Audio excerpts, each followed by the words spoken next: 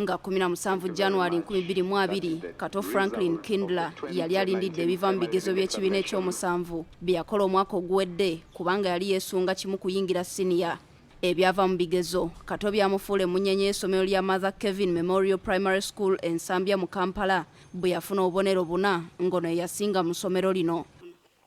Nga ku ssomero nga nkola ebigezo nalinze nali mbikola nga manyi nti kino max ze nofuna kubanga nze bwe nali ku ssomero nali ebitabo byange mbisoma nga ndi concentrated. Kata agamba kino teyakyewuunya kubanga yawaayo obudde bwe bungi nnyo mu bitabo ng'alina ekirooto ky'okufuuka biomedical engineer so ng'era abadde atya nnyo okumalamu maama we amaanyi kubanga obugubi mwayita okufuna ensimbi abumanyi.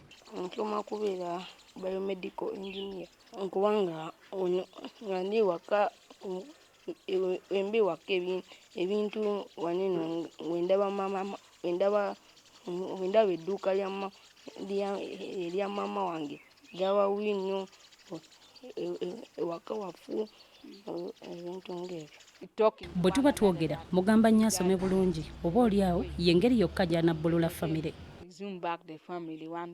Okuwerera Kato okumutuusaawo nnyina Helen Adoch omutuuze w'ekiwologoma mu gombola y'ekira alina omudaala ogutunda obutungulu ennyaanya mukene n'obwennyanja so ng'era wabaddewo n'ekizibu ewamukwasizaako okutuusa lw'amaze eky'omusanvu.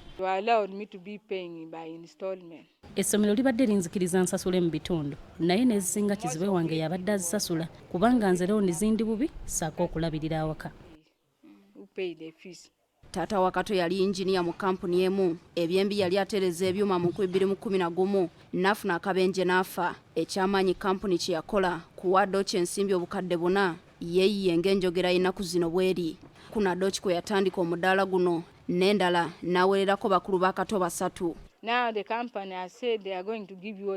Nababuuza obukadde obuna bukola ki ku baana abaana bennina naye nga sirina bwogerero nazikosa okulabirira ewaka okuweerera bakulu boono 3 bwe zaabula ne mbasindika mu kyalo era batudde.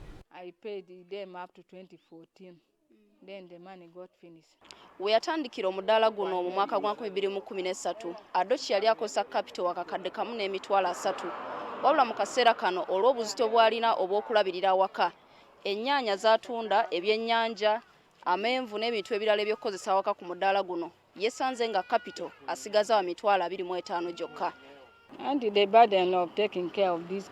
Obugubi bw'awaka okuweerera n'okusasula amabanja olumungula ekitundu ky'ensawo y'amanda ebirala n'ensubulayo bya mitwalo 10.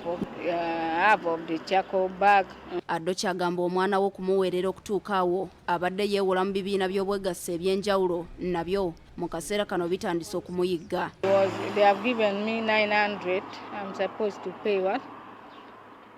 With interest of 120. Nina abampola emitwalo 9 nina okuzaayo kamu 2 awala bampola 8 nga nina okuzaayo akakadde ne Brack naye mmanja bonna bantadde ku bunkenke kuba nina okusasula buli wiiki.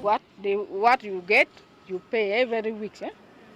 They put you to pay on a weekly basis. Ng'ebula sabbiiti emu yokka abayizi ba Siniya esooka batandika okusoma ekirooto kya Kato okufuuka kyayagala kiri mu lusuubo kubanga eby'okuyingira Siniya esooka bimukaluubiridde olw'ensimbi. Simanyi oba waliwo asobola okutukwatizaako oba n'asasula ekitundu nange n'entoba. Mmoto y'essomero Kato gy'abadde asoma ebadde mukubiriza nti okusoma y'engabo yokka enamutaasa wabula okusoberwa kwalimu kumwaliriza okubaako obulimu bw'akolakola ku kyalo okufuna ensimbi ezimutandisa Siniya kyokka nazo singa zigaana mumalirivu okukwata akabba ayiseyise ku kyalo addeyo asome asobole okukyusa obulamu bwa maama we. Otambula bungi naye munaku ezimu osanga abantu nga bajja batono nnyo ate wajja wabaga nti ebintu bya bbeeyi nga wo waba wawuuze. Nze mba ndi mukuwulira bubi kubanga sente nazo ziba ziri mu genda. In the probability it's a half. Kubanga banene wa estate inayo emifano gyange mingi nso ogenda ewaabwe n'entandika obuuza their parents nti supporting. Carlton Scovia Nakamya, BBS Telefina.